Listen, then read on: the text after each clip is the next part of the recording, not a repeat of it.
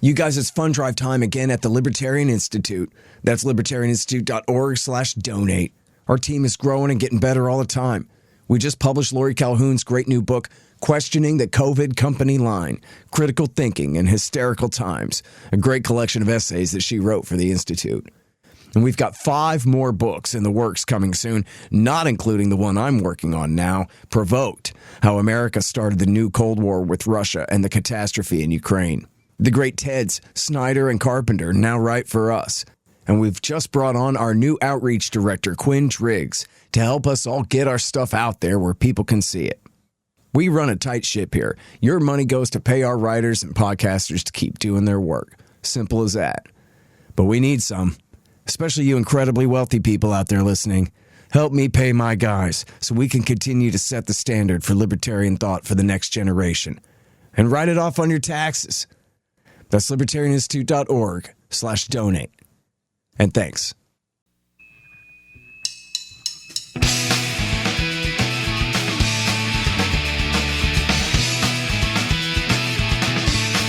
All right, y'all, welcome to the Scott Horton Show.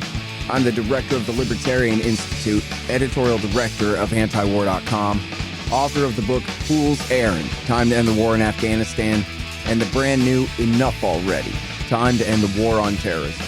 And I've recorded more than 5,500 interviews since 2003, almost all on foreign policy, and all available for you at scotthorton.org. You can sign up for the podcast feed there, and the full interview archive is also available at youtube.com/Scott Horton Show. All right, you guys, introducing once again Lyle Goldstein from Defense Priorities, and he's also a visiting professor at Brown University now, and formerly was at the Naval War College. Welcome back to the show. How you doing, Lyle? Thanks, Scott. Glad to be here again. Very happy to have you on the show. And, okay, so the Center for Strategic and International Studies, which is a big, important militarist-type think tank, I guess they count as like a click to the right of the Council on Foreign Relations or something like that, maybe. But essentially as credentialed or whatever, the same sort of social status as the CFR or some of the bigger think tanks, right? And they have this thing is called the First Battle of the Next War, Wargaming, a Chinese Invasion of Taiwan. And you've said that of all the different war games and scenarios and simulations that have been held, you thought this was the most serious and I guess the most well done, and yet still revealed glaring flaws in the game itself, but also predicted the almost worst case outcome for everyone involved, huh? That's right, Scott. I mean, I think we should, all of us who care about U.S.-China relations and who want to prevent, a repeat or even something much, much worse even than Ukraine in the Taiwan context, need to, I think, take a very close look at this game. Yeah, in terms of the fidelity, the effort, the methodologies employed, this is I call it the most serious look at what a Taiwan scenario, how it could unfold. And, I should say at the outset, I do give the authors of this effort and CSIS quite a bit of credit here for really pushing the boundaries and taking our understanding a lot further. But like I said, I'm quite critical because although they have exposed some critical realities, such as, let me underline this 2 or 3 times, that they show that if this war is fought, that the costs to the United States are likely enormous. Hundreds of aircraft, dozens of ships, tens of thousands of servicemen killed potentially. So they have revealed, I think, what Americans have not wanted to think about, which is that this could be, look a lot more like World War II or World War I, in the scale of destruction. So, but I hope we can get more into the details here, because actually, that's what they evaluate as sort of likely. But when you look at the fine print, you see that actually even their estimates of what could happen, that is the worst case. And after all, we should keep the worst case in mind when we take these kind of risks, now that is really breathtaking and horrifying, honestly. Yeah.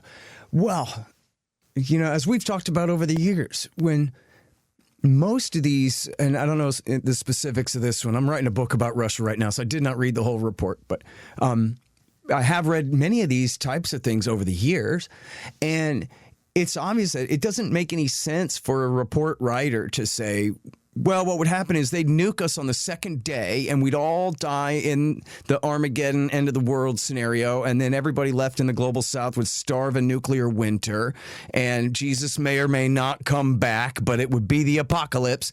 You can't sell a study like that. So instead, you sell a study that says, well, we'll fight China for 4 weeks.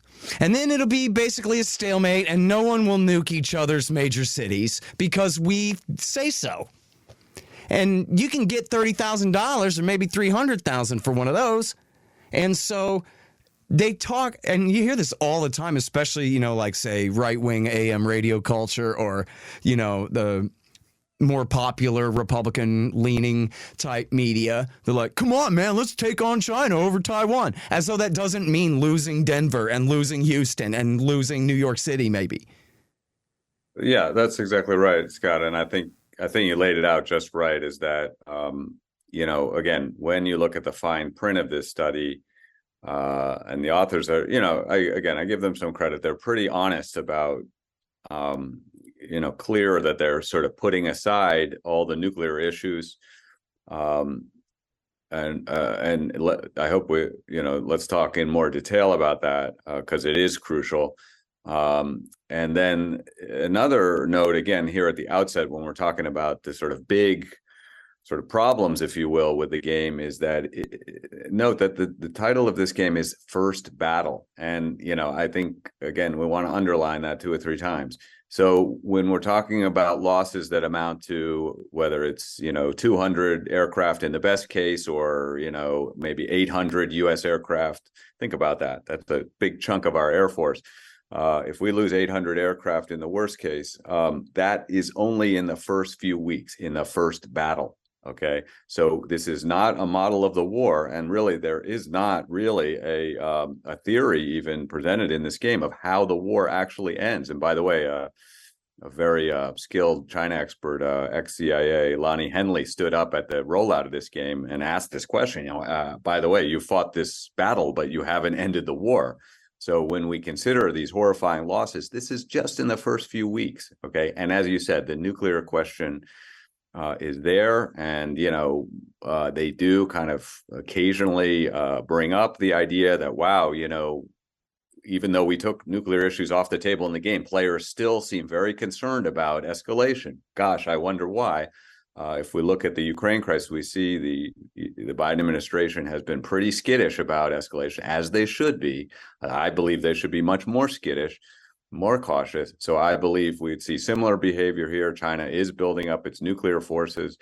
I'm happy to talk more about nuclear escalation dangers, but generally here, the authors of this report at the very end, they say, well, nobody really knows what would happen. This has never happened before. We've never had a major war breakout between 2 nuclear powers, so we have no idea how it would unfold. And that's all they say about it, I mean, more or less. Yeah. In the last few pages of the report. So, that should be incredibly troubling, right? And Scott, going back to what you said originally, you can't sell a report that says we're going to blow up the world with this war. So nobody's going to write a report like that. So in a way, they had to do it this way. And it's not the truth, right? Yeah.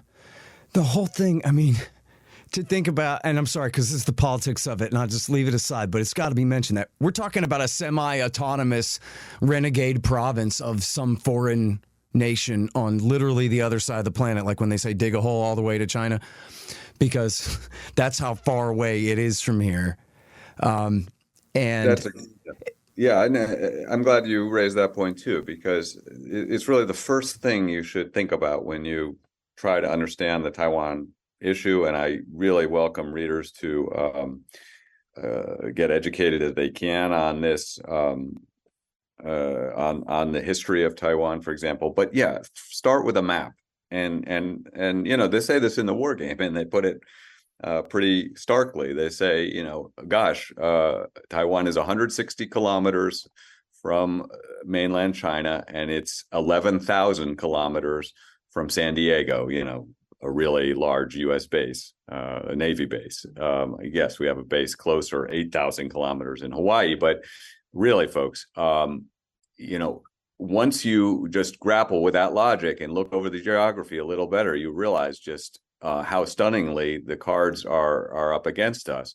I believe, in effect, we're asking our service people, our men and women in uniform, to do the impossible. To fight a war on the doorstep of another superpower, and that is really ill-advised. Even if maybe at some level there is a best case scenario where somehow we escape both nuclear destruction and our forces are not completely destroyed. But to me, that seems like the kind of best casing that we should avoid in serious national security planning. Yeah. Well, look, and it's already incredibly risky. I think you and I probably would agree that we're completely against it. But in Ukraine, they won't dare go beyond having deniable forces there. We know they have some special operations forces and some CIA Special Activities Center type guys running around, but they swear they're not, leading missions, and nothing like engaging in full-scale war as though Ukraine is a member of the NATO alliance or any other alliance with the United States. But here we're willing to treat Taiwan in a way that we're, thank goodness, not willing to treat Ukraine for some reason. Yeah, and the similarities are really very, I think, appropriate to discuss. I mean, let's face it, these are both countries, entities, whatever or wayward provinces, however you want to look at it, but they are right on the doorstep of these other major powers, and therefore the risks are huge. In both cases, there are very deep kind of identity issues. You're well acquainted with, just how close Ukrainian and Russian culture and history, how closely they're intertwined. Of course, it's exactly, it's very similar, very parallel with Taiwan and China. But there are also some huge differences here, not least Taiwan is an island. Taiwan is much, much smaller than Ukraine. Taiwan is, arguably Taiwan is just the Russians underestimated Ukraine, and they try to take over a country the size of France with a rather small army. So sure, the Russians went in with poor planning, poor assumptions, underestimated their opponent. China will not make that mistake. Moreover, China is much, much more powerful, as we know, than Russia in kind of comprehensive power, unquestionably, in everything except nuclear forces. China is, what do you want to say, 4 to 5 times the strength, certainly. From a military power point of view. So we're talking about a smaller area, and China's much larger military.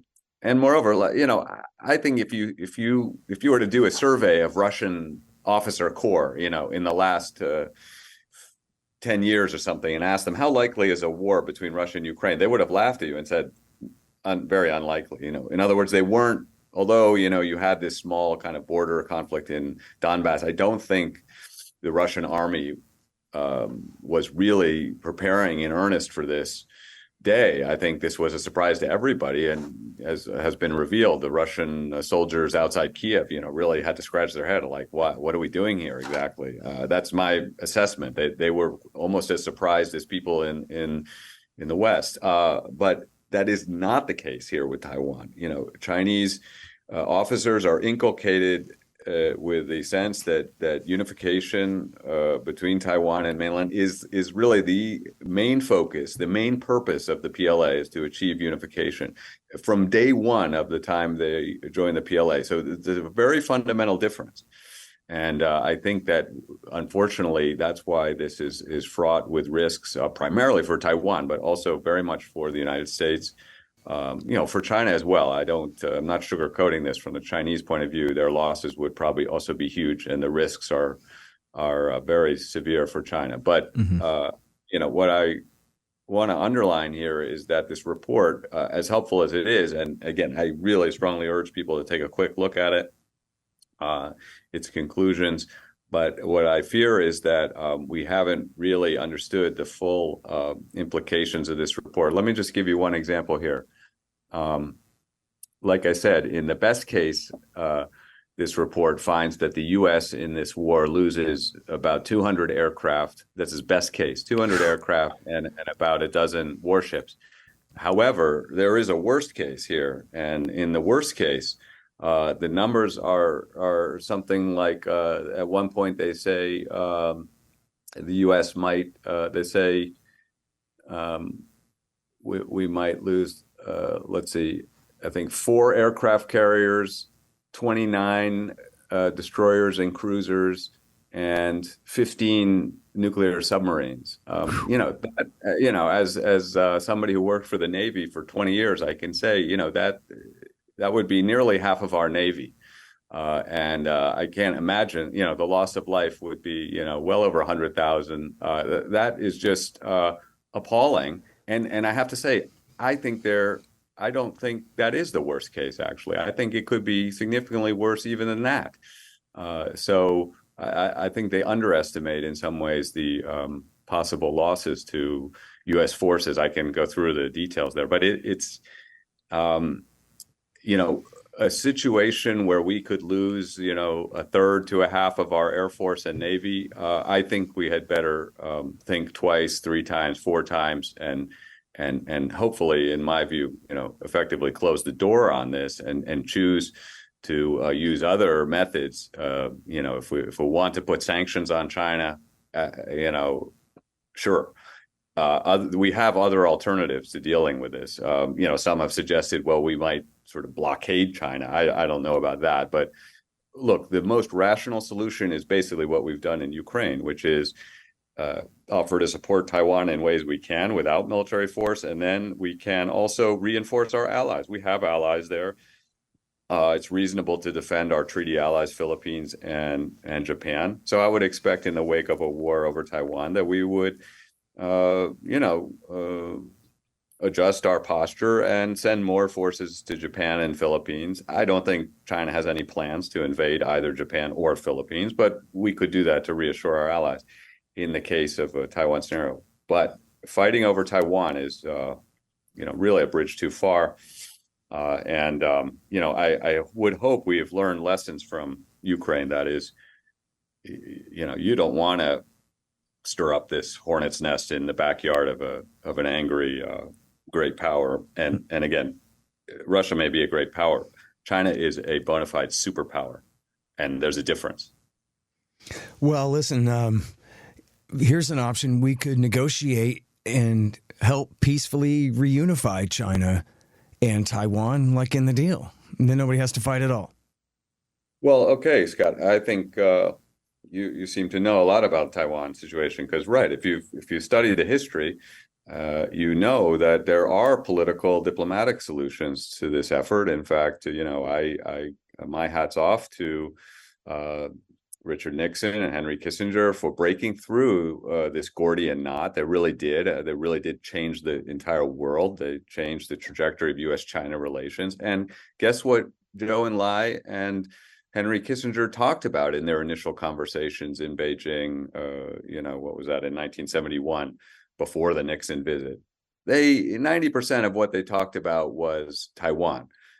Kissinger kept saying, well, let's talk about Vietnam too. And Joe and Lai kind of, laughed at him and said, no, for us, all we care about is Taiwan. You have to agree to these terms, and then we will, open diplomatic and have normal relations with you and demilitarize our relationship. And they did, I even saw a piece of paper where they had listed the pros and cons, Kissinger and Nixon, or the things that we care about and the things that they care about. And the things that they care about, Taiwan was on the list right at the top, and it was either at the bottom or not even on the Americans list at the time. It's like, what do they really care about Formosa anyway? Now, I read this big thing. I know you must know everything in the world about this, but I read a pretty in-depth thing, and was it the New York Times Magazine, about the war over the microchips and how, boy, these are some sophisticated chips, all right, and chip factories. And it seems like if that's really such a big strategic problem, then they shouldn't have developed, because it's American corporations at the heart of it all anyway, they shouldn't have developed all that tech to be based in Taiwan in the first place. It's like they're just trying to make a strategic liability out of the place. And then secondly, they ought to get to work moving that crap to Austin. And then how about that? Then we don't have to worry about, even if China invades, who cares? We don't even have microchips at stake anymore at that point. But they don't talk about that at all. They're like, no, we need to have more and more reason to be obligated to Taiwan, not less. Mm-hmm. Yeah, I 100% agree. I think, honestly, I think the people who advocate for the U.S. defending Taiwan, and there are a lot. I mean, let's face it, that's the conventional wisdom in Washington, and even among experts, U.S. Experts on China and East Asian security. I would say the majority, well, most of them sort of, let's say, are unclear on what they really would advise, if the missiles started flying. But many of them support this, and I find that they're really reaching for. They can't alight on a persuasive argument why U.S. national security is threatened by a Chinese attack on Taiwan. So they, reaching for any argument, they say, well, the global economy would be, devastated most primarily because of these chip factories would be under threat, and they would, possibly come under Chinese control. But I don't buy any of that. I mean, it's, first of all, okay, so automobile prices might spike for a couple of months because they had trouble getting, more of these chips that they need to make the parts. But I mean, really, are we going to risk World War III and the lives of 100,000 or more American servicemen because we were worried about car prices increasing for a time? I don't buy it. I also think, it's interesting, this kind of, we're trying to leverage high tech against China for sure.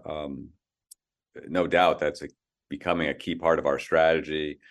It may, ultimately delay, if you will, China's economic ascendance. But my sense is that the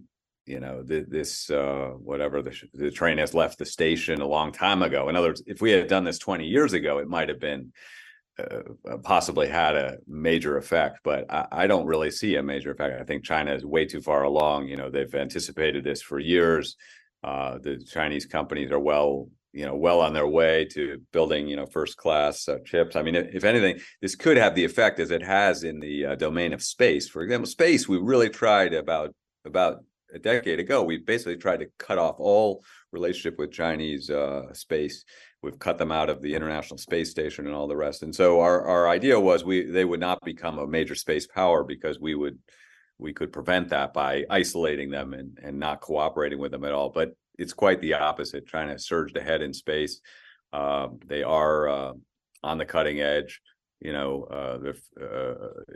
have their moon project, and part of it is because not only are we less aware of what they're doing because we're not collaborating with them, but we also see that they, when a country goes its own way, meaning they have to make everything themselves, that it actually, sometimes it helps their effort. They're less dependent, and they develop these, very robust institutions and mechanisms. And, I think by any measure, China is a first-class spacefaring power. Yeah. At the Libertarian Institute, we publish books, real good ones. So far, we've got Will Grigg's No Quarter, Sheldon Richman's Coming to Palestine and What Social Animals Owe to Each Other, and 4 of mine, Fool's Errand, Enough Already, The Great Ron Paul, and my brand new one, Hotter Than the Sun, Time to Abolish Nuclear Weapons. And I'm happy to announce that we've just published our managing editor Keith Knight's first one, The Voluntarist Handbook, an excellent collection of essays by the world's greatest libertarian thinkers and writers, including me. Check them all out at libertarianinstitute.org/books. And for a limited time, signed copies of Enough Already and Hotter Than the Sun are available at scotthorton.org/books. Hey guys, I had some wasps in my house, so I shot them to death with my trusty Bug Assault 3.0 model with the improved salt reservoir and bar safety. I don't have a deal with them, but the show does earn a kickback every time you get a Bug Assault or anything else you buy from Amazon.com by way of the link in the right-hand margin on the front page at scotthorton.org. So keep that in mind. And don't worry about the mess. Your wife will clean it up. Oh, man. So there's so much to go back over here, and we're not even, a quarter of the way through what we got to eventually recap. But let's recap a couple of things. First of all, Taiwan being an island, as opposed to, say, Ukraine, where there's roads where you can just roll right in. And if the ground is dry enough, just drive right in, with or without roadways. And now, we both made a big deal about how far away this is from the United States and how close it is to China and all that. But it's still like 90 miles of water. They still have to, wage a amphibious and airborne invasion of the island, which seems like would be, much more difficult than just rolling right into the Donbass, for example, something like that. But then again, of course, it makes it much more difficult for the United States to intervene as well. But so I wonder if you think that that's much of a deterrent to China, that they would have to know that they're going to lose X many tens or more thousands of guys trying to do this. Yeah, and I mean, let's state at the outset, I mean, this probably would look something like Normandy. I think, that doesn't faze China. I think that, what Eisenhower and company could put together over the course of a couple of years in London, while the U.S. was busy fighting on all these fronts and things. It's true. China doesn't have a lot of experience in these things, particularly not in a modern sense, and little combat experience. Nevertheless, I think this is quite something they could realize. Now, in the report, the CSIS report, they make some interesting comments here about the fact that the difference is because this is an island versus, say, the Ukraine scenario. But one absolutely critical takeaway, and here I agree with the writers of the report, they said this is not Ukraine. This is not a situation where, gosh, you can continue, you can basically take a hands off and continue to send supplies. That's, seems absolutely not the case. They say, more or less no aircraft or U.S. aircraft or ships are going to reach this island in the case of a Taiwan scenario. It will be totally, subsumed under China's sort of, missile, if you will, umbrella, to the point that, they describe, for example, just again, one scenario that they look into, they said that in a couple of iterations, U.S. players in the game tried to send in a few battalions of U.S. troops, Marines and soldiers. And they said these troops are destroyed in the air. They don't even get to they don't even land on Taiwan. They said a couple of thousand U.S. troops killed when their transport aircraft are shot down. And that's the situation. So what the gamers say here is like, look, this is fundamentally different than Ukraine. Everything Taiwan needs in that first month or first few months has to be on the island already. And that, may imply to you some kind of level of unreality, because, I was just in Taiwan and I can tell you, it's very far from, seriously preparing. You don't get really a sense of urgency there at all. This is not a nation in arms at all. Well, and you're not just a tourist having breakfast and whatever. You're palling around with their defense establishment while you're there, I presume, right?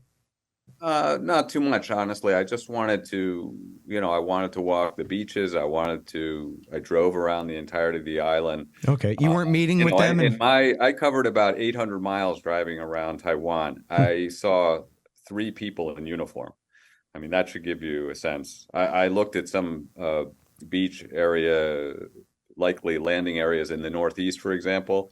I saw almost zero Taiwan military activity at all. I remember I visited one little fishing port, which I think would be a very likely target, and it had one little police boat, but that police boat was on stilts in the harbor, being worked on. So anyway, I guess this is a long way of saying, you know, the kind that, unlike Ukraine, which can be kind of pumped up and then continuously topped off, if you will, with more HIMARS missiles, more Stingers, more Javelins, and that effort has been somewhat successful, right? I mean, they did stop uh, they stopped the Russians from taking over the entire country. Fair enough, but in Taiwan, I think that is very, very unlikely.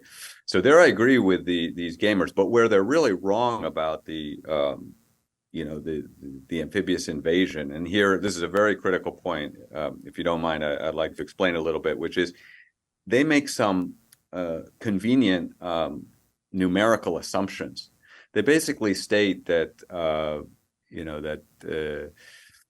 China has less than 100 total amphibious attack vessels.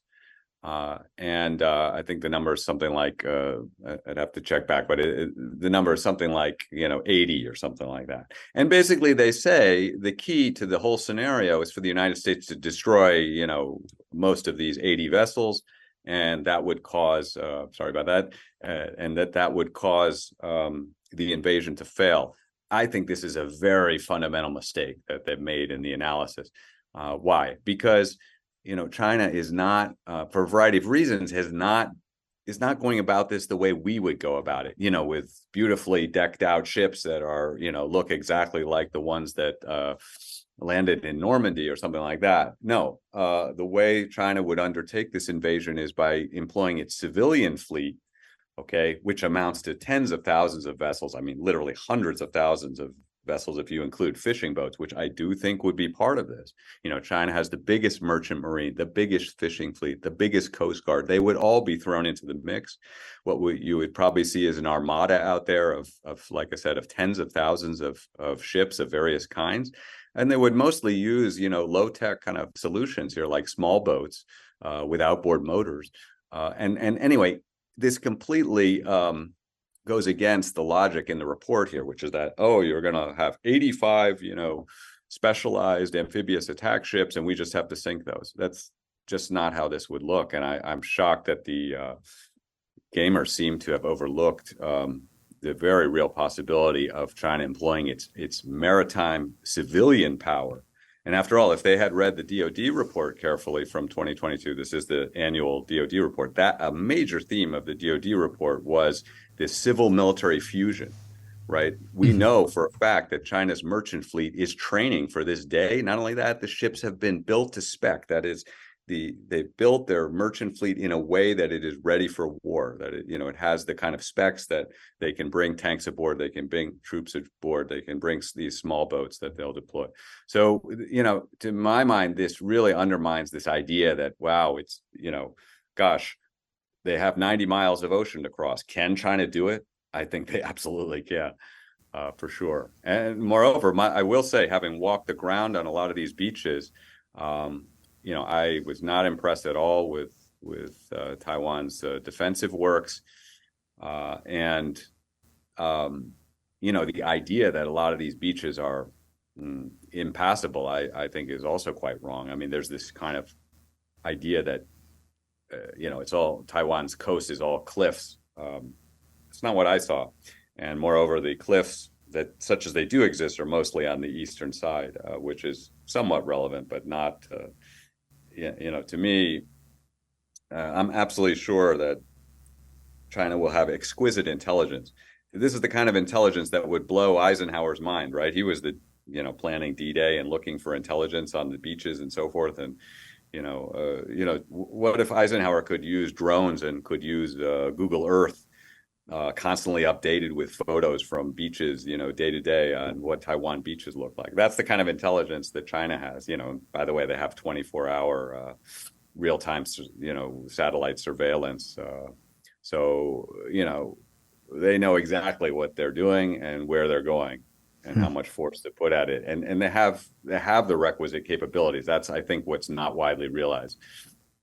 And you said on the show before too, I think, Lyle, that they could just lay siege to the place and say, look, don't make us kill you, dude, but we're just taking our sovereignty back here now, and you're going to have a new mayor. How do you like that? And they could maybe I'm elaborating a little bit on what you said, but you said they could just lay siege without attacking and force the issue politically from there. That'd be, I guess, the lightest touch scenario, huh? Yeah, well, there are actually lighter touch scenarios even, where they've already kind of experimented with this, right? I mean, in August 2022, during the Pelosi visit, we had the movement of a lot of Chinese forces, missiles arced over the island. I think something like 250 different Chinese combat aircraft crossed the median line during that month. So, that was a fairly severe but yeah, that's a lot lighter than, say, a blockade. Now, I should mention about blockade, because this game does not cover blockade. But you're right. I mean, that's a whole different conversation that probably should be had.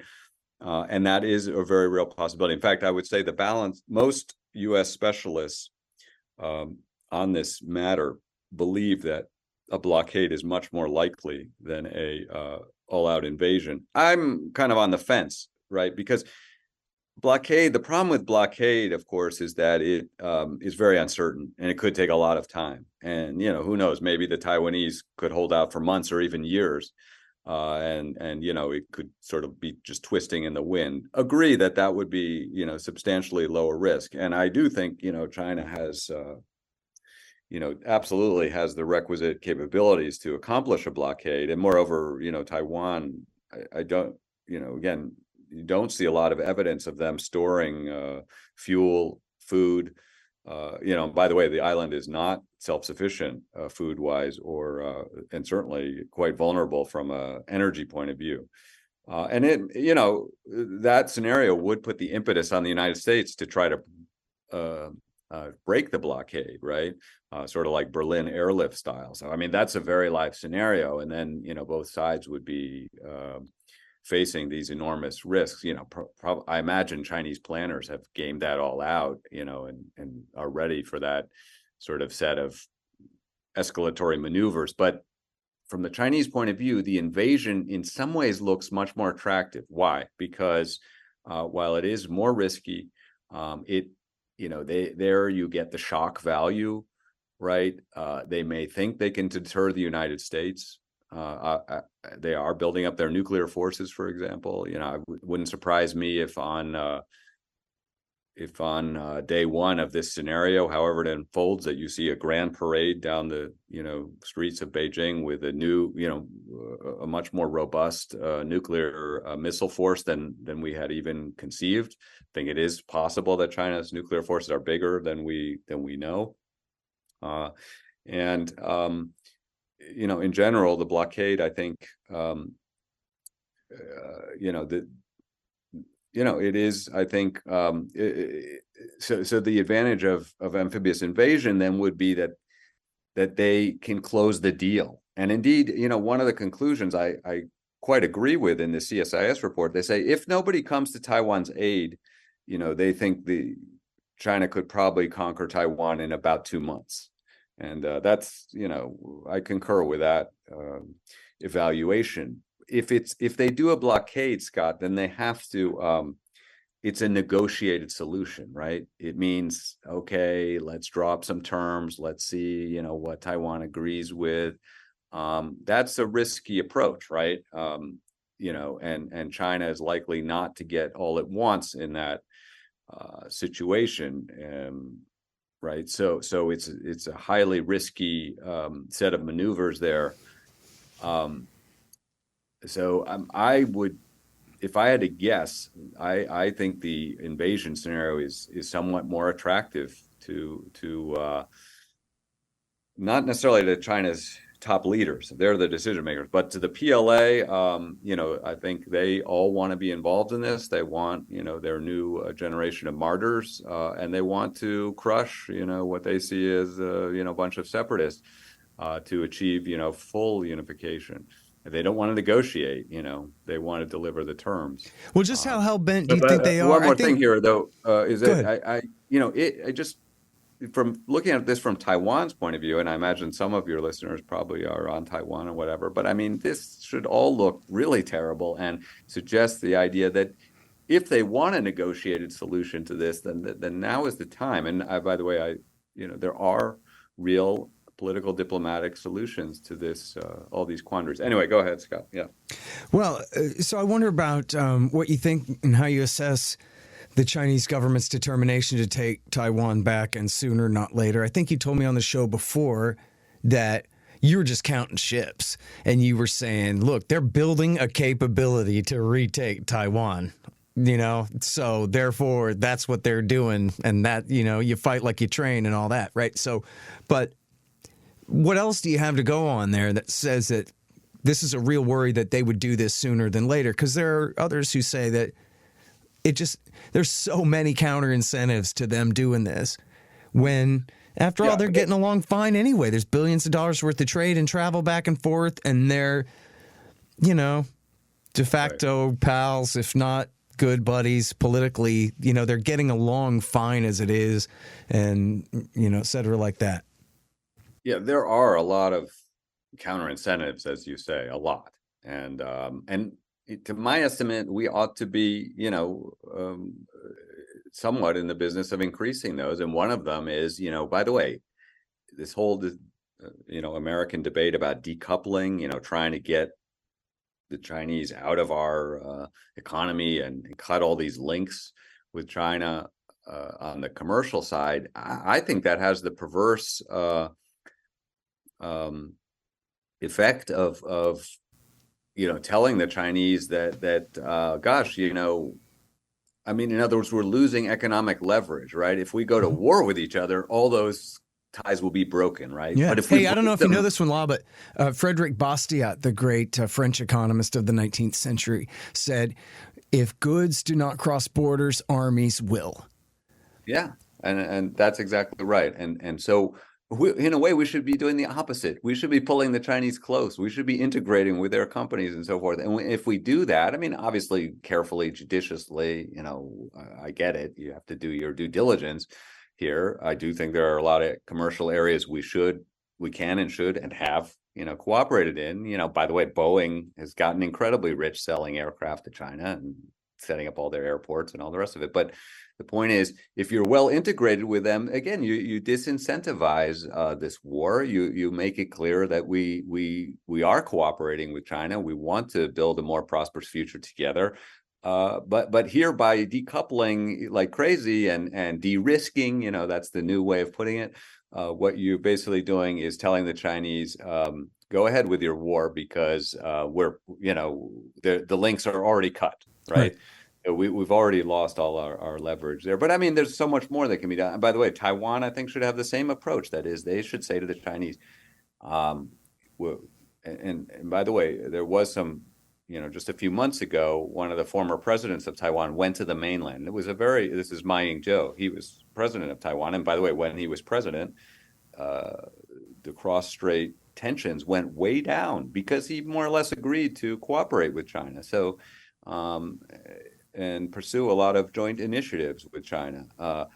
And that was very successful. He met with Xi Jinping. He had a good meeting with him. This was in December 2015. But if the Taiwanese, make an effort to try to get along, as it were, feel Beijing's pain and try to check a few of their boxes, not all, but a few, I think that would go a long way toward, again, creating these disincentives. By the way, Taiwanese have been extremely active on the mainland in fueling this Chinese economic colossus. A lot of China's best companies and most successful have, if you look at their roots, they have some relationship to Taiwan. It's that. Why did that happen? It's actually not that mysterious, right? I mean, Taiwan, maintained their sort of capitalistic, globalist, market-wise posture, and Chinese benefit enormously. They want to continue to benefit from that, right?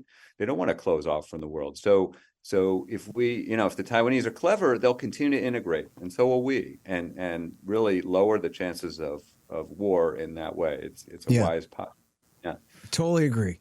And I understand there's so much, and well-deserved backlash against globalization, because so much of it is the globalization of government and the globalization of regulation and corruption and war and all of this sick stuff. You wouldn't want Bill Clinton and W. Bush and Barack Obama to be in charge of your government, but at the same time, that's really an entirely separate issue from the globalization of business and capital and trade and production and labor and wealth and prosperity. And that's what we want to encourage. And those two things shouldn't have to go together.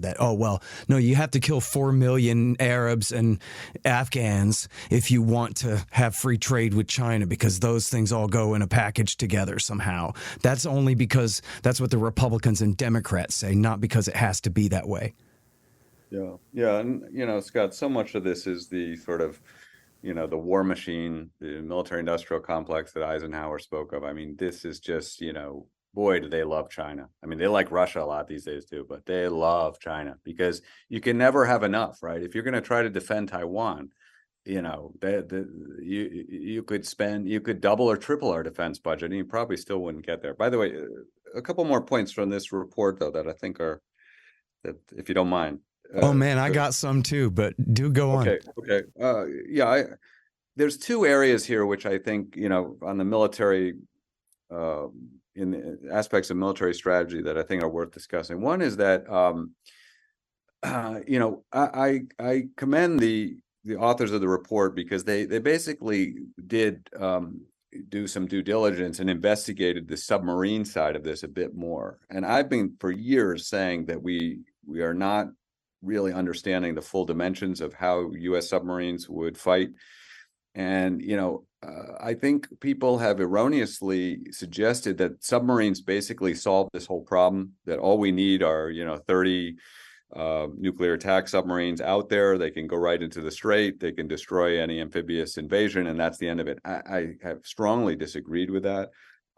For several reasons. But in this report, they're substantially more realistic than previous reports. And they realize that we would lose a lot of submarines if this war came about.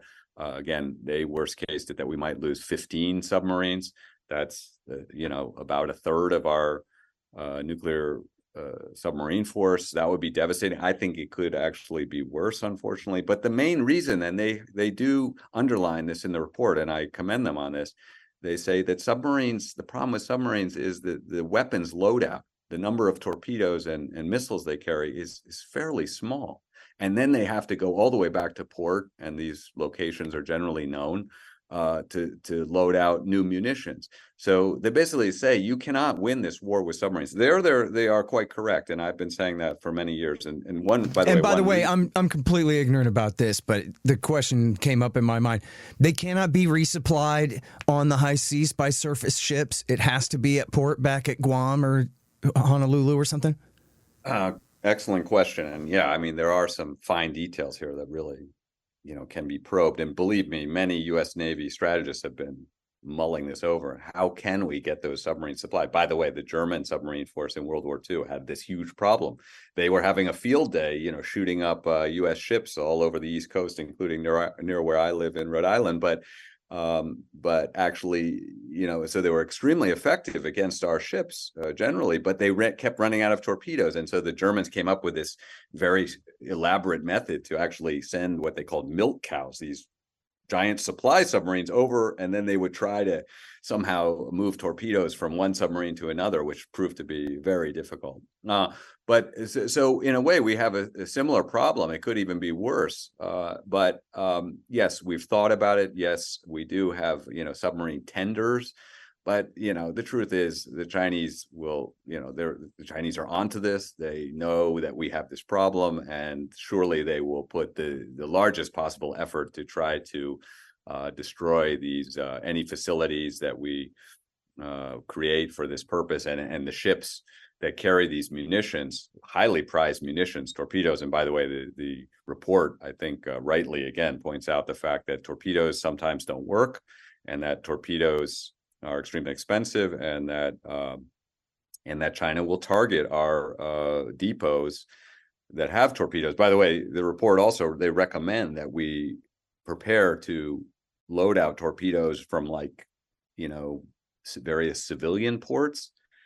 By the way, where are those civilian ports? On these little Pacific islands or obscure places off of Japan, for example. Okay, but like, you realize, when you're starting to load torpedoes in fishing village X, that fishing village X has now a big target on it. So in effect, they're putting civilians in danger by advising them to do this kind of thing. But I would just also emphasize, China's come a long way in the way that they fight against submarines. They really have put a huge effort now into hunting submarines. It's not that they're on par with us, but they have, the technologies and the requisite capabilities to, move in that direction. Like, for instance, with a very successful light frigate, corvette program. Again, they have the largest Coast Guard in this world. I can document with evidence that this Coast Guard is ready to join the fight. And traditionally, Coast Guard elements are critical. But here's the biggest thing, actually. Probably China would close the straits with sea mines, and that would be almost impenetrable for submarines. So we couldn't even get our submarines into the straits to try to sink this invasion fleet. And by the way, the water extremely shallow in the Taiwan Strait. Very shallow water, not good for nuclear submarine operations, that they become much more vulnerable. So the waters around Taiwan really do not, support the idea that submarines could be a major factor. That's interesting. I never heard that discussed before, and I guess I always just pictured deep ocean there. So how shallow are we talking? It's about 100 meters, which is just so in other words, that so is in my not mind's eye, when nearly you said close it with mines, I'm thinking, well, geez, you could just go under them or something. But you're saying, no, they could really mine the place from the seabed to the surface. Pull up. Now, the east side is much deeper. And there, it's true, submarines probably could play a bigger role on the east side. But, the Chinese have thought a lot about this. But yes, I believe they would absolutely close the straits. And that's one reason I think our submarine losses could be even worse than what they project in this report. But again, they wisely showed that submarines actually are not the key to this, even though many have portrayed it in a kind of,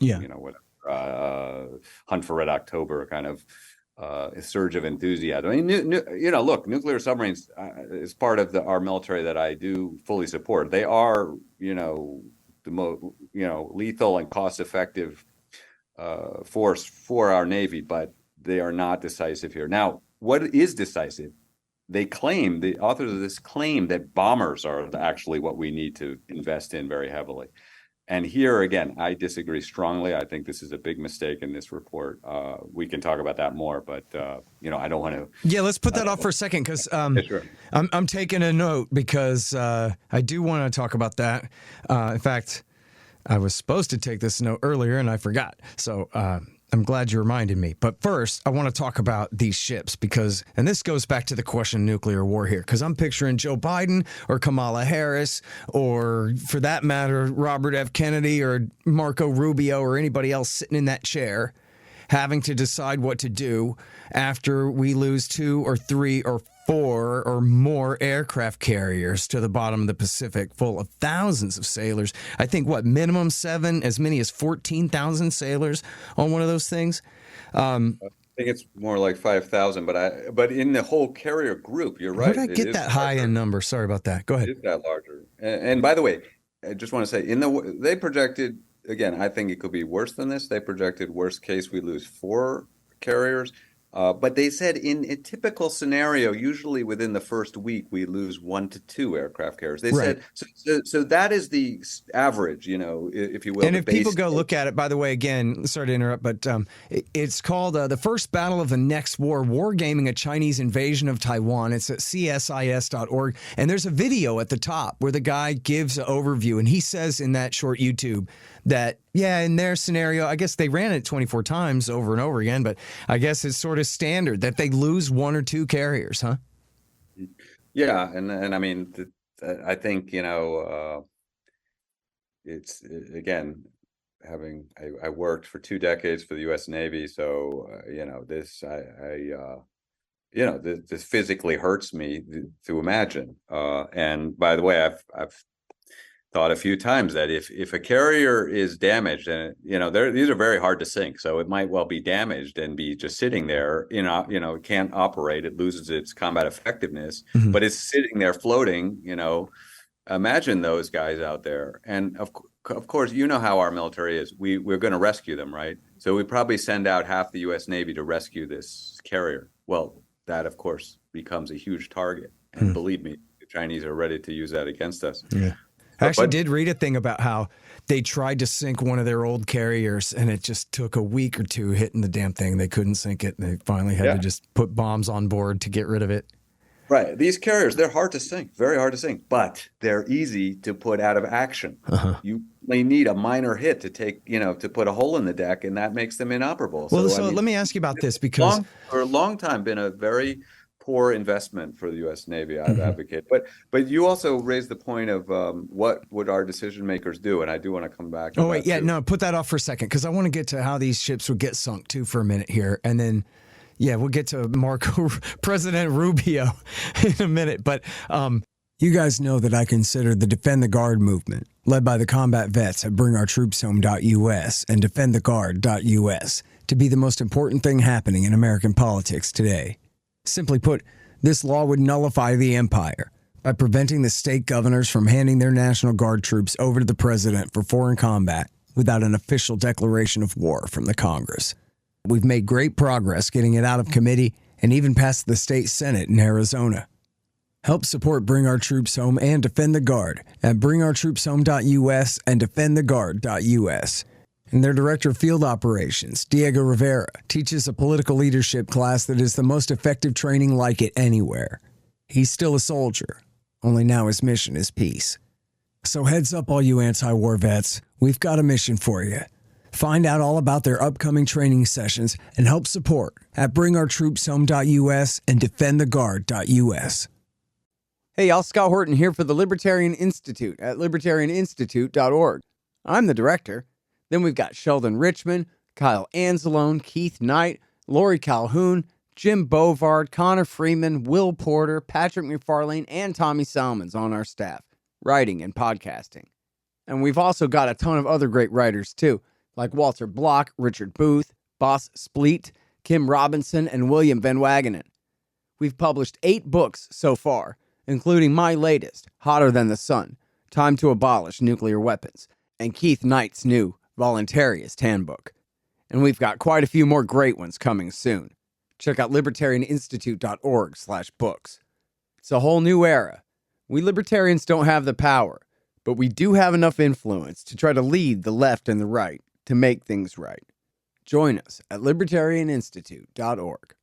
So I read this thing years back, so I forget all the details, but there was something like the Starburst or the Sunkist or some kind of candy or drink named missile that the Israelis had given American blueprints to the Chinese, or sold them at a premium to the Chinese. And it was said that these supersonic sea-skimming missiles had a long enough range that they could just take out our carriers at a range, further than the range of our F-18s. So in other words, rendering them obsolete, whether you take them out or not, they can't get close enough to launch their planes to even matter in the fight, essentially. And then, there's a second part of that question, which is, I read about how, of course, ballistic missiles used to be a lot more difficult to steer at a small target like a aircraft carrier, even at sea. But nowadays, not so much. And so they could, and there's essentially no defense. There's some machine gun defense and so forth against lateral incoming missiles, but not against ballistic missiles falling on your head. And so that essentially, I think it was the war nerd John Dolan was saying, that just renders the fleet obsolete. That they can't defend against ballistic missiles. They can't get within range of supersonic sea-skimming missiles in the hands of the Chinese. And so that's it. There goes your battle right there. Yeah, and I mean, look, again, I worked for the Navy for 20 years. I wish I could say you're wrong here, but I think you're mostly right. And by the way, here's what's really devastating. Even the people at CSIS, the authors of this report, First Battle, if you look at the details, they admit, and they say this several times, that the surface fleet in particular is extremely vulnerable. And at one point in the report, they conclude that in their scenario, that more or less every major U.S. surface vessel in the Western Pacific might be destroyed in this war. And it's likely, as you said, through a combination of ballistic missiles targeting, and now this has gone even a step further than last time most people checked in on it. Now, China seems to be ramping up its hypersonic glide vehicle weapon, the DF-17, which I think is it's confirmed is also targets ships. This is even harder to shoot down because it skips off the atmosphere. But then throw in a combination of very lethal anti-ship cruise missiles, by the way, superior to our anti-ship cruise missiles. This is the YJ-12 and YJ-18, which, as you pointed out, have very long range, coming from a variety of different vectors. And that's just these are shot. It can be launched by their their bombers or fighter attack aircraft, by their submarines, by so many different elements, and then throw in mines and torpedoes too, and you just have a situation where basically no U.S. surface vessels can get anywhere near to the island. And the CSIS report more or less says this. They admit this, and that's why they retreat to this kind of, honestly, a somewhat bizarre position where they're like, look, we don't want any forces forward. They actually say at one point, the more air forces we flood into the bases like Guam, and they all get destroyed. So he's actually says we don't want to put forces forward. I more or less agree with that. Nor do we want to put surface forces forward. So they say, well, we got to put it all in on bombers, which I believe is rather bizarre. I mean, it's almost like a Dr. Strangelove moment. If you remember those lumbering B-52s, is that really, you really think that I read a thing, Lyle, where it's surreal. Michelle Flournoy, who was the big champion of the Afghan surge and was the Deputy Secretary of Defense for Policy there and could have been the Secretary of Defense under Obama, but she turned it down because she wanted to be the Secretary of Defense under Hillary Clinton. But anyway, she said, okay, yes, they can sink our entire Navy, but that's why we should build a whole bunch of B-1 bombers. And I don't think she said B-21s, the new ones. I think she just said we need a bunch of B-1s, and we ought to be able, the goal should be we can sink their entire Navy in 72 hours. And then we don't even need to engage with them with our Navy. We can keep our Navy safe for just laundering money purposes and not ever use it. Yeah, I mean, if we go to the bomber issue just quickly, I really think it's rather a harebrained argument. And by the way, just to show you how harebrained this is, the CSIS authors, they agree that we don't have nearly enough bombers to do this, nor do we have enough of the munitions that the bombers would launch, and therefore there is a project underway where they literally launch missiles from out the back of a cargo plane. In other words, you take a C-17 transport, you throw a couple missiles in the back, and then you launch it with a parachute out the back, and that is supposed to, save the day or somehow. If that sounds really ridiculous to you, it is ridiculous. Well, so we were talking about this. But let me take the bomber argument a bit further. Or go ahead. Well, wait, stick with the dragon thing for a second there. So we were talking about this with Kyle Anzalone on the show last week, and then the idea was that by doing this, it meant that they could essentially turn every C-130 into a bomber, multiplying their fleet by huge numbers of times and so forth. So tell us specifically why that's so harebrained to do. Well, I mean, look,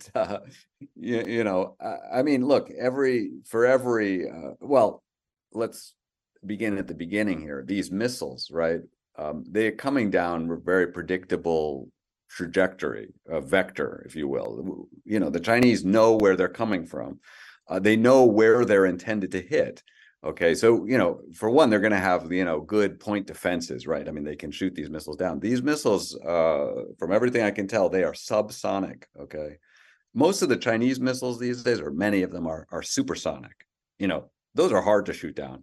These subsonic missiles, I'm thinking, again, coming down a predictable trajectory and traveling, over a very long distance, I think they're going to be relatively easy to shoot down. Even, Chinese aircraft could shoot them down, but they should have, I think, not too much difficulty. So the idea that you're going to show up in this, somewhere around, just west of Guam and start launching, giant volleys of missiles. And by the way, how do you target a missile from that far away? And especially if the Chinese fleet, like I said, amounts to, 1,000, 5,000, 10,000 ships out there. You think that this missile can discriminate? I think they'll be lucky if they hit any ship, much less the ship that they intended to hit. And moreover, even if they did all hit, they probably wouldn't be successful. And this is discussed quite a bit in the report that, the only missile they think has even a close to a chance is something called the LRASM, long range attack ship or something, munition, LRASM. And they say if in the best case scenario in 2026, we might have 500 of these missiles. So, the idea that we're going to have, 5,000 of these sitting around ready to go and that they're all going to hit. I mean, it's just completely fanciful. And then I haven't even discussed the idea that, gosh, the Chinese might want to destroy all these aircraft, right? And yes, they can increasingly reach out. I mean, they have the fighter attack aircraft that has actually much longer range than ours do. They can fly out 1,000 miles into the Pacific and go after these bombers. I'm not saying, they would take losses trying to do it. We would try to contest, but you think our bombers are invulnerable? No, they're not. And moreover, this is a kind of one of these wrinkles at the end of the study where they're like, well, right now, China doesn't really have the ability to attack our bomber bases in Hawaii and Alaska, places like that. And they agree that China can pretty much flatten Guam. That they agree on. And, I'm glad that they're candid about that. But okay, so now we have bombers flying out of Alaska and Hawaii, Diego Garcia, or the Australia, these very distant locations. By the way, those bombers require aerial refueling, and yes, the Chinese are absolutely going to go after the aerial refuelers because they know that that's a soft rib, if you will. But do you think that they might want to strike those bases in Alaska, Hawaii, and Australia? Yes. So this is going to be a huge priority for Chinese military development going forward. And they already have, the submarine launched cruise missiles, which, I would think you would get dozens of cruise missile volleys being shot into both Alaska and Hawaii, potentially in the first few days of this conflict, and put those air bases out of action. You think those bombers are sheltered in any way? No, they're all just sitting out there on the tarmac. So, well, and Lyle, I mean, I don't know how easy it is. This may not. Sorry, one last point. Like, and so the CSIS gamers say, well, now we have to start hardening Alaska and Hawaii. I mean, this game just goes on and on and on, but it becomes, even more and more insane. The costs go spiraling up and up and up. So look, we should have robust defenses in the Pacific. Absolutely. We should defend Alaska and Hawaii. No question about it. But we should defend them against attack, not so that we can try this harebrained scheme with Taiwan, which it really is harebrained. Mm-hmm. I was just going to say, I don't know how easy it is to swap out the warheads, but if they have 3-stage missiles that can reach out and touch me in Austin, Texas, then that means that they could hit Alaska if they, you don't have to put a nuke on it. They could put I don't know how many 100-pound bomb on one of those, right? Yeah, and by the way, for my friends in Texas, they are, thinking hard about how to put hurt onto Texas. Look, we can put hurt onto Sichuan and Hunan, then they want the same capability. And actually, I was tweeting about this the other day, and I am tweeting every day at Lyle Goldstein. What I was saying was China really badly wants, I think, to have a more or less permanent submarine presence in the Atlantic. Why? Well, because they want to be able to range Texas, Florida, Norfolk, with these, sea-launched cruise missiles, and, have a kind of parallel escalation. So if we're going to strike into targets in China, then they're going to hit targets in Texas, Louisiana, and all the rest. And that, is a new reality that should be dawning on people. But that, that's where we're headed. If we're going to have a Cold War with China, we may not like where this is going. But by the way, a major conclusion of the CSIS study, and here I think they're quite correct, is that they say, look, and we should come back to this point of what does this mean for decision makers? But they say, look, you got to realize the days when we could just fire cruise missiles or whatever into China en masse, they say and even fly aircraft over China are over. He said we should plan to fight this war with Taiwan. That's what they advise, without striking the mainland. I mean, think about that. So that's a major change. They're saying we might try to defend Taiwan, but we should do this without striking the mainland generally, or if we have to, just the mainland ports. Now, look, there's a kernel of wisdom there. I mean, I don't think this war should be fought at all, but if it is fought, yes, it has to be fought extremely carefully, right? We don't want escalation. So, there are parts of this report that are important to. Well, and look, I mean, they start off going, yeah, we'd lose hundreds of planes and dozens of scores of ships, and including carriers and things. And I don't know if they would, break a carrier in half and sink it, but anything like, sinking scores of American ships, what would any American president do? They would think about themselves, right? That's a public choice theory. There is no national interest. There's just the interests of the idiot individuals making the decisions. And any president would have to beat his chest and start dropping nukes if we lost half our Navy, like you're talking about here, or anything like that. There is this very dark scenario, which I don't see any American strategists talking. They're all talking about, would China resort to nukes? Would they? Well, it's a good question. And if they were really losing, they probably would. I think the Americans are more dangerous, Lyle.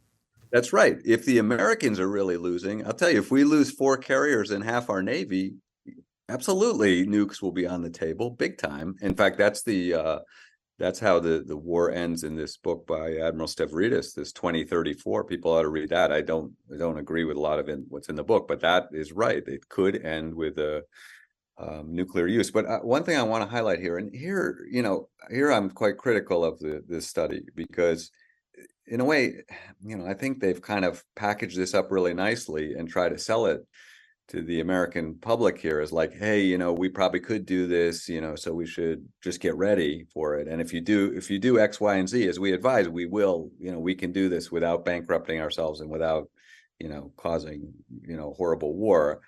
And they say, well, we have no opinion on whether Taiwan should be defended or not. We don't render an opinion on that. We're just saying what it would take.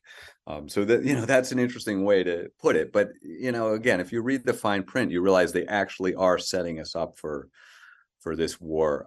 But because one of the things they say is, and this, by the way, pertains to Japan too, but they say, if the US president hesitates at all, then we lose. They say, so they're kind of setting it up so that in the first, hours of this operation, the president has to go all in. That's more or less what they advise in the report. Any delay will allow China to win. Yeah.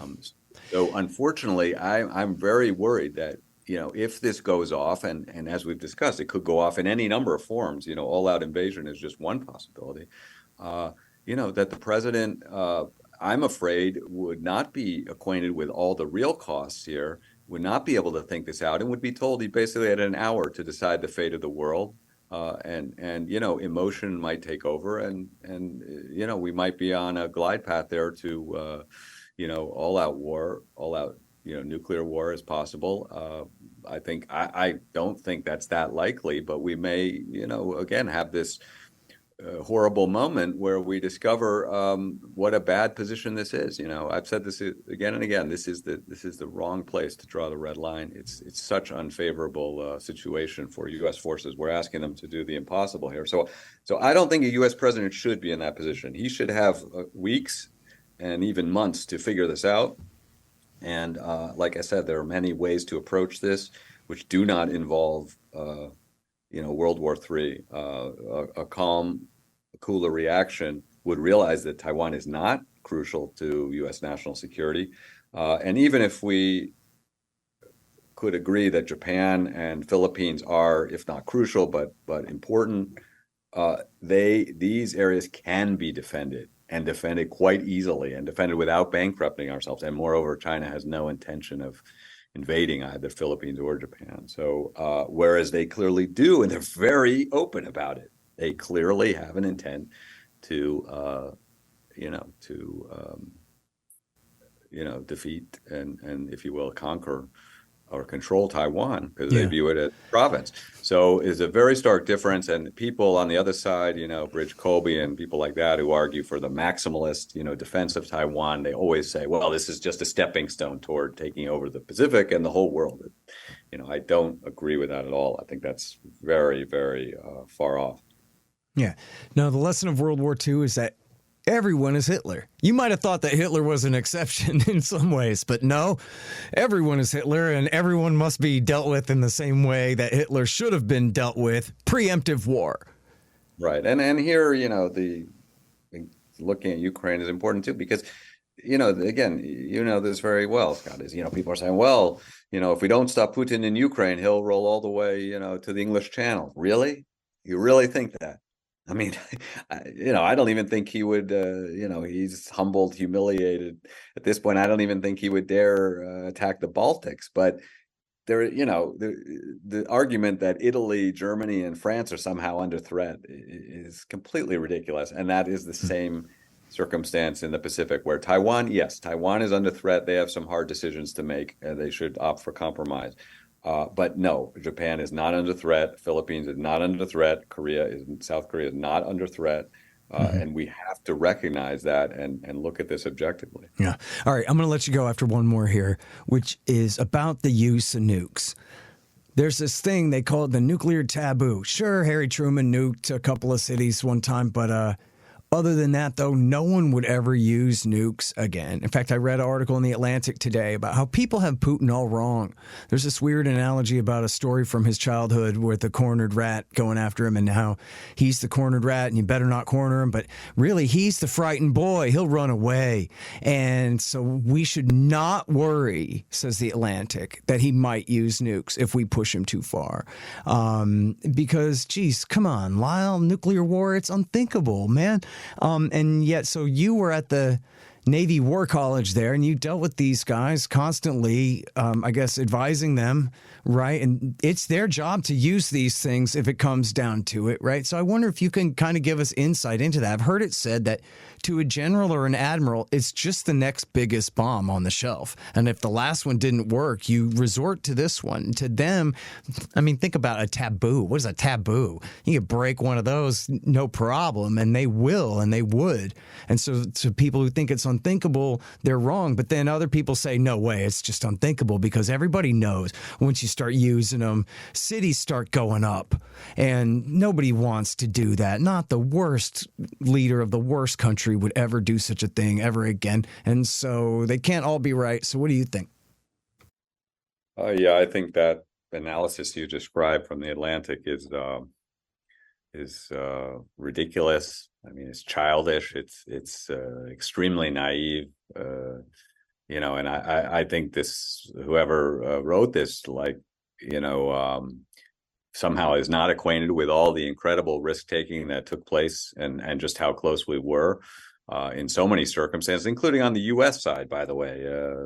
Many circumstances where use of nuclear weapons, even at Dien Bien Phu, of all places, in the Korean War, again and again, they thought very carefully and they were a bit more or less set to use them. So, this is extremely reckless. I don't know what they're thinking. I was at Naval War College. We gamed out a Ukraine war. This is unclassified war game seminar discussion about Russian nuclear use, and we actually gamed out war over Ukraine, and more or less universally agreed that if Putin was losing in Ukraine, that yes, he would resort to nuclear use.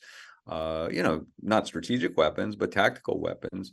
And I stand by that analysis. And then it wasn't just me. It's in the report, actually. I think it's even published online. I think we were right then. And I'll just pass this on too. I was on recently on a track 2 call with some leading experts from China who are experts on Russia. I mean, this fellow who made the comment, I won't name any names, but he follows Russia as closely or more closely than I do. And he probably has more insider interactions than I do. And this Chinese said, if you think that Putin and the Russian military leaders fear using nuclear weapons, you are dead wrong. They are ready to use them.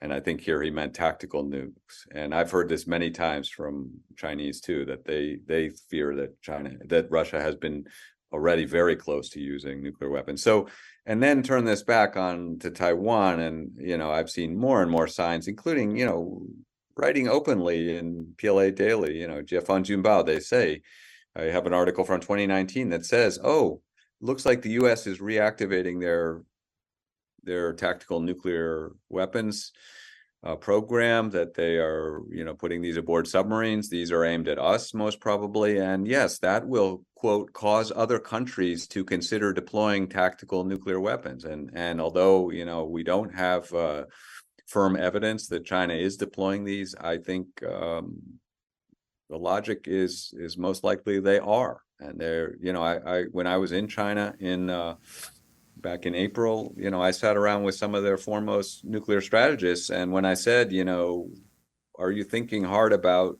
what limited nuclear war with the United States? And they said, yes, we are thinking about that, which really stressed me out because, in all the previous years I had such conversations, they'd say, oh, no, China would never do anything like that. And it could never possibly, there could never be a nuclear war between the U.S. and China. There would be very, how to put it, they would say such thinking is ridiculous. But no, in this case, they were like, yes, absolutely, we are thinking about that, with a straight face. And I had another, I asked about China's nuclear buildup to another senior strategist in Shanghai and a very influential thinker. And he looks at me and says, without missing a beat, he says, we are preparing for the worst case on Taiwan.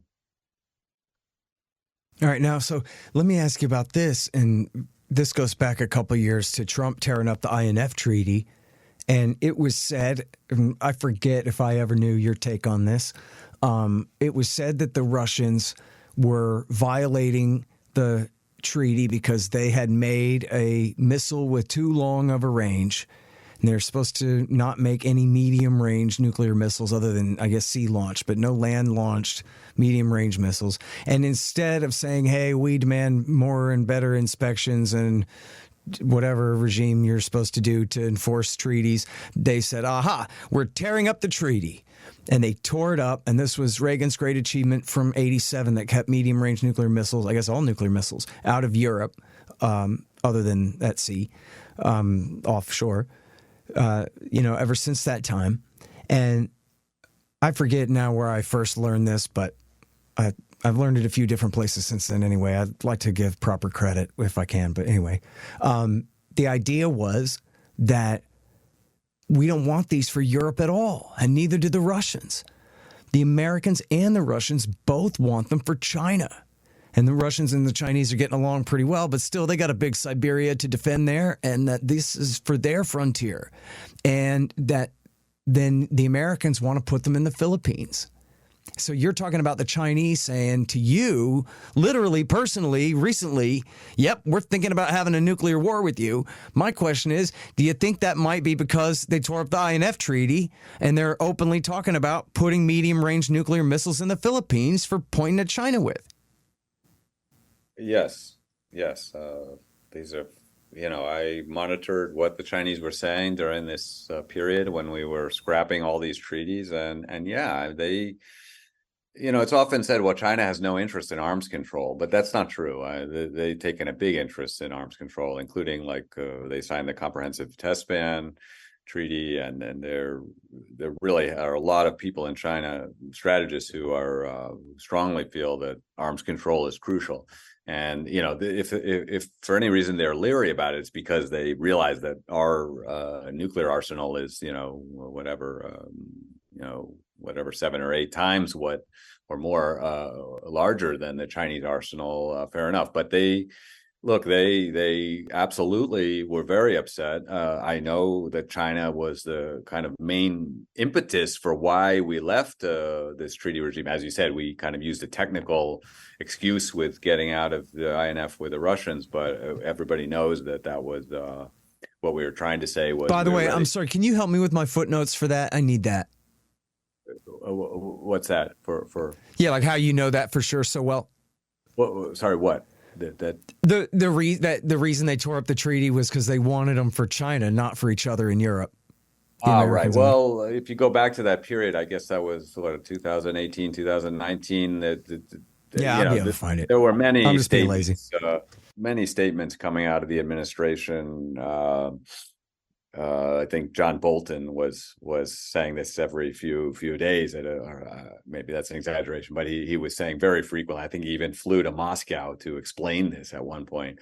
That China, really the Russians should be worried about China, and that they also should not like this treaty anymore. We all need to get out of it. So yeah, there were plenty of informal signals that China and strategists across the spectrum who look at the Pacific were saying, oh gosh, we have to have this buildup of intermediate range missiles to counter China, since China has quite a few of these shorter range missiles. So I think this was opening up Pandora's box. And was I right, by the way, Lyle, about why Russia wanted them to, was for lining their frontier?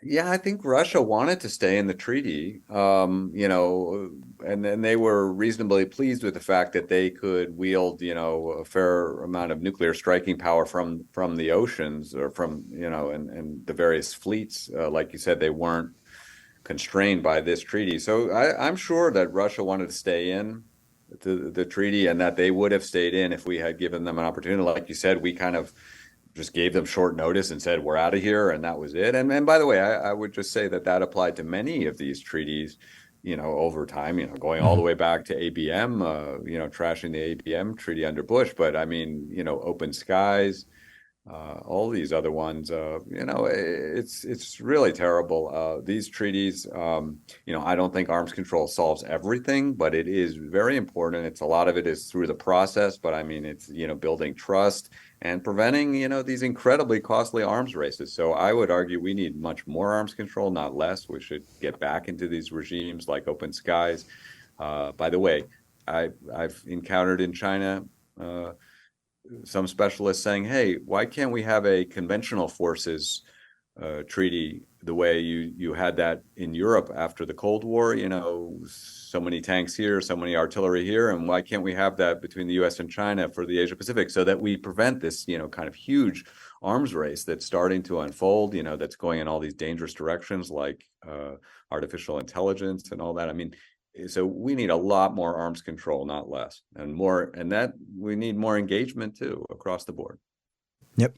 All right. Well, I can't tell you how much I appreciate your time again on the show, Lyle. I always learn so much, and it terrifies the hell out of me. Well, I always like talking with you, Scott, so hope we'll connect again soon. Okay. Really appreciate it. Thanks again. Bye-bye. All right, you guys, that is Lyle Goldstein, and he is at Defense Priorities, and we are talking about this one at CSIS, which he's critiquing here. He wasn't part of it. The First Battle of the Next War. The Scott Horton Show, Anti-War Radio, can be heard on KPFK 90.7 FM in LA, APSradio.com, antiwar.com, scotthorton.org, and libertarianinstitute.org.